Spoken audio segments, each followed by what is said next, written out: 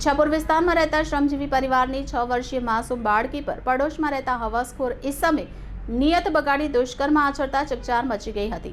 બાળકી હાલ તો સારવાર હેઠળ છે। આરોપી 3 દિવસ પહેલા જ બિહારના પટનાથી નોકરી માટે ઈચ્છાપુર આવ્યો હતો। દુષ્કર્મ આચરનાર નરાધમ વિરુદ્ધ પોલીસે ગુનો નોંધી તપાસ શરૂ કરી હતી।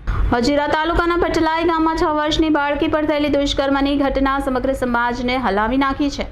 આ બનાવમાં બાળકીના માતા પિતા કામ માટે બહાર ગયા હતા અને બાળકી કાકા સાથે ઘરમાં હતી।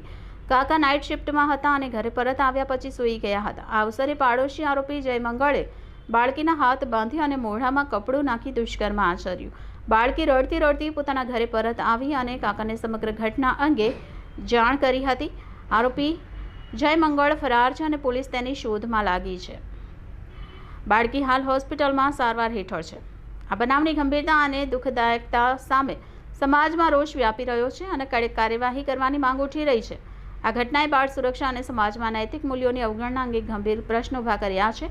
આ બનાવથી સ્પષ્ટ થાય છે કે સમાજમાં બાળ સુરક્ષા અંગે નૈતિક મૂલ્યોની જાગૃતિ વધારવાની જરૂર છે। અત્યાર સુધીની કાર્યવાહી અને સમાજની પ્રતિસાદના આધારે આ પ્રકારની ઘટનાઓને અટકાવવા માટે કડક કાયદાકીય અને સામાજિક પગલાં લેવાની જરૂર છે।